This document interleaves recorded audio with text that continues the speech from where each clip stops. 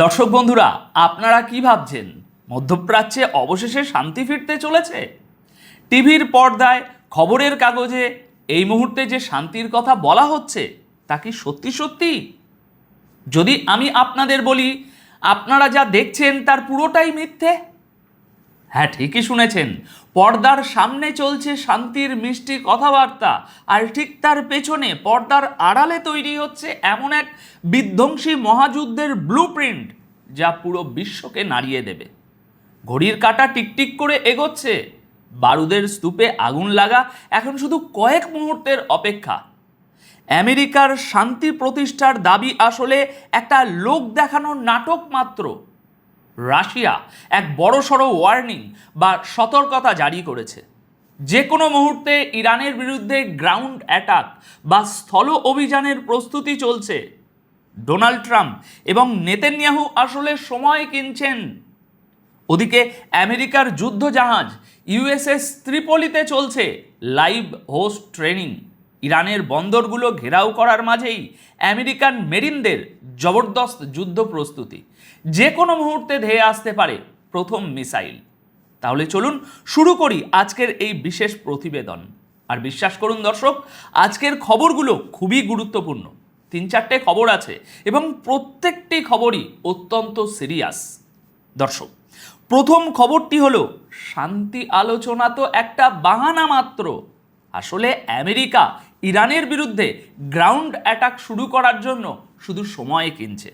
আর এই ইঙ্গিতটি দিয়েছে স্বয়ং ইরানের বন্ধু দেশ রাশিয়া।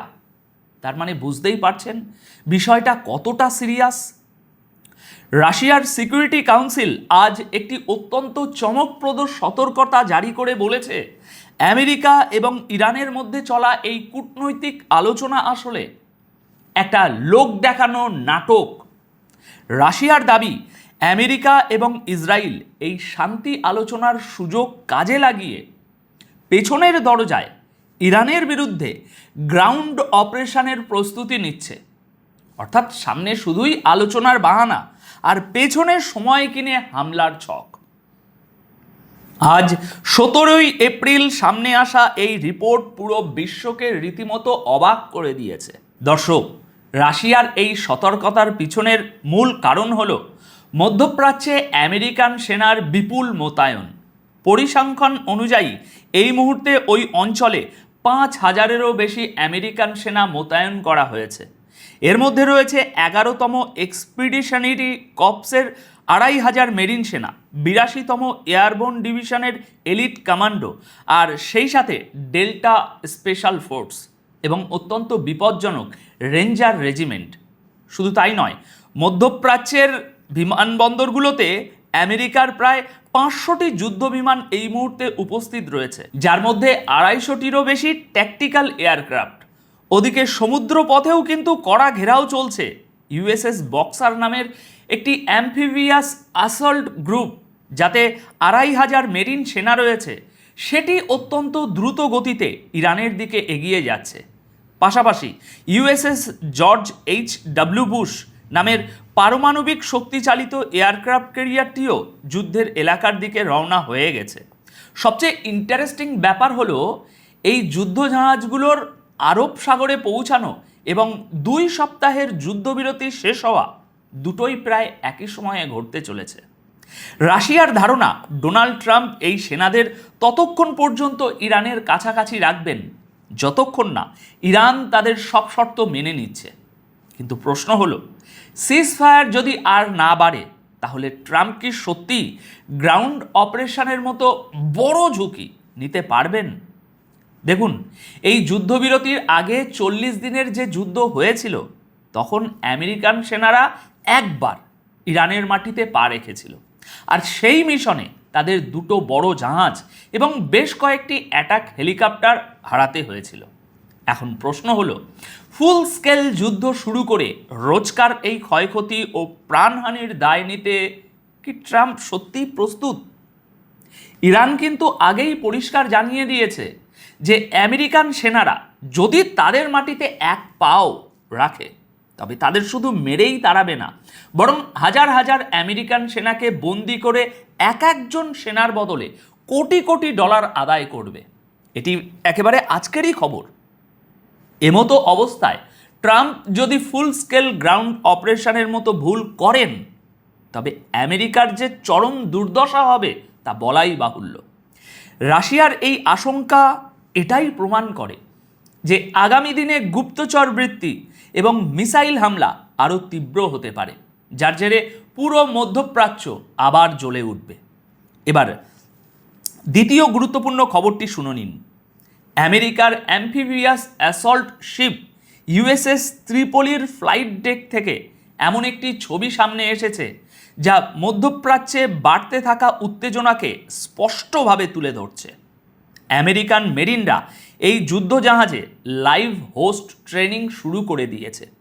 এর মূল উদ্দেশ্য হলো যে কোনো এমার্জেন্সি বা অপারেশনের সময় খুব দ্রুত অ্যাকশানে যাওয়া।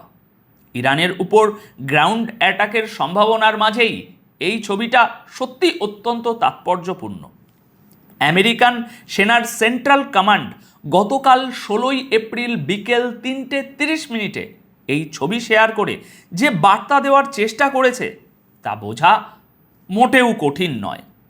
ইউএসএস ত্রিপোলি যুদ্ধজাহাজ এই মুহূর্তে তার পুরো শক্তি নিয়ে সমুদ্রে মোতায়েন রয়েছে। এই বিশাল আকার জাহাজে 3500 নাবিক এবং সামুদ্রিক সেনা উপস্থিত রয়েছে। সেন্ট্রাল কমান্ডের মতে তাদের যে মিশন দেওয়া হয়েছে তা খুবই কঠোর এবং অ্যাগ্রেসিভ, অর্থাৎ ইরানের বন্দরগুলোতে আসা যাওয়া করা সমস্ত জাহাজের পথ আটকে দেওয়া বা ঘেরাও করা। কিন্তু দর্শক, এসব তো শুধুই খবরের কাগজের কথা, বয়ান দেওয়ার কথা।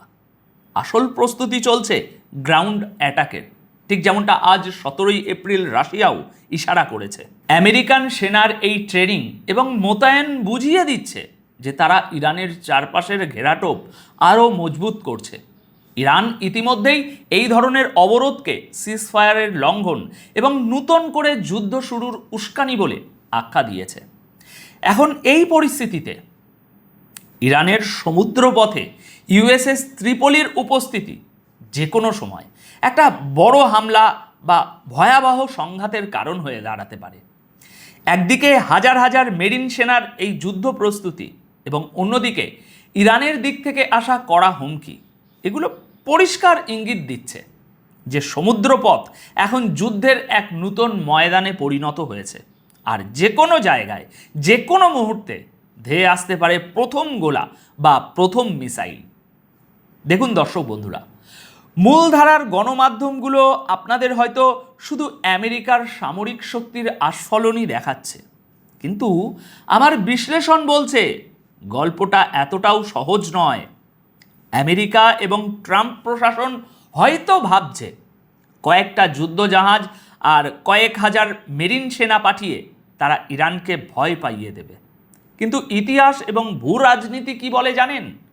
ইরান কোনো ইরাক বা লিবিয়া নয়। ইরান হলো মধ্যপ্রাচ্যের এমন এক দুর্ভেদ্য ভৌগোলিক এবং সামরিক দুর্গ যেখানে গ্রাউন্ড অ্যাটাক বা স্থল অভিযান করা আমেরিকার জন্য আক্ষরিক অর্থেই আত্মঘাতী হতে পারে। ইরান এই মুহূর্তে অত্যন্ত চালাকির সাথে কৌশলগত ধৈর্য দেখাচ্ছে।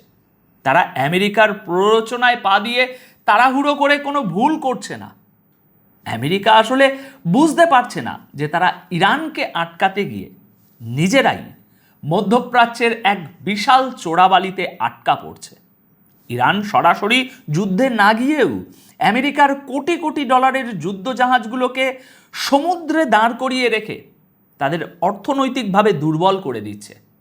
তাই আমার ব্যক্তিগত মত যদি জিজ্ঞেস করেন, সামরিক দিক থেকে আমেরিকা হয়তো অনেক শক্তিশালী, কিন্তু এই স্নায়ু যুদ্ধ আর মনস্তাত্ত্বিক খেলায় ইরান আমেরিকার থেকে কয়েক কদম এগিয়ে আছে। আমেরিকা যদি এখানে ফুল স্কেল যুদ্ধ শুরু করে, তবে সেটা হয়তো বৈশ্বিক পরাশক্তি হিসাবে আমেরিকার পতনের যে কফিন তাতে শেষ পেরেক হতে চলেছে। এখন এ বিষয়ে আপনাদের কি মনে হয়? আমেরিকার এই রণহুঙ্কার কি সত্যিই কাজে আসবে, নাকি ইরানের পাতা ফাঁদে পা দিয়ে আমেরিকা তাদের ইতিহাসের সবচেয়ে বড় ভুলটি করতে চলেছে? একজন সচেতন দর্শক হিসাবে আপনার মতামত অবশ্যই কমেন্ট বক্সে জানাবেন। আপাতত এই প্রতিবেদন তাহলে এখানেই শেষ করছি। ভিডিওটি ইনফরমেটিভ মনে হলে অবশ্যই লাইক করে বন্ধুদের সাথে শেয়ার করবেন। দেখা হচ্ছে পরের ভিডিওতে নতুন কোনো গভীর বিশ্লেষণ নিয়ে। ততক্ষণের জন্য ভালো থাকবেন, সাবধানে থাকবেন। ধন্যবাদ আপনাদের সকলকে।